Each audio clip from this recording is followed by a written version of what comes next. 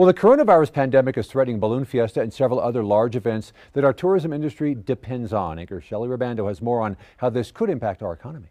Local and state government in our state is funded mostly by your sales taxes, and a big chunk of that comes from the hundreds of thousands of people who come to Balloon Fiesta and the state fair. Well, today we talked to a local economist and our leaders about what would happen if these events have to be canceled. This is a familiar sight.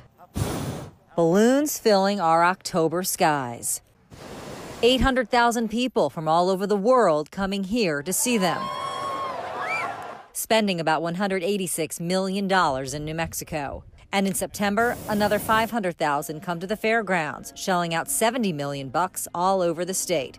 So what would happen to our economy if this field and these fairgrounds were to go empty? The economic impact this has is fairly significant. The size of the Balloon Fiesta itself provides the equivalent full-time wages for about 1,500 people. Right now, the International Balloon Fiesta and State Fair have not been canceled, but it is on everyone's minds.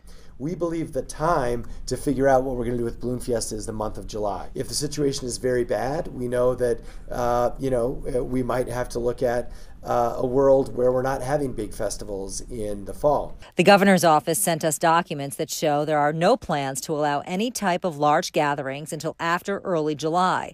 And the governor says there will be some sort of public health order in place until there's a vaccine. These large gatherings are going to be a huge challenge. It's not too soon to ask. We are creating a list of all of the large events. Along with hotels, restaurants, and shops losing millions, the state and city governments stand to lose a lot of cash. Balloon Fiesta alone generates about $10 million in tax revenue for the city and the state. It's a huge deal for sure.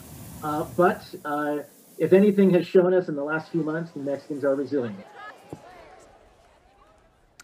And Mayor Keller tells us that the city is exploring several plans if there's a mass gathering ban in place for Fiesta. One of them would be not to let guests onto the field, but still allow balloons to launch. Doug. Shelley, thank you. Now, Governor Lujan Grisham's current public health order ends May 15th, but she says that might be extended if we do not see a reduction in the number of COVID-19 cases.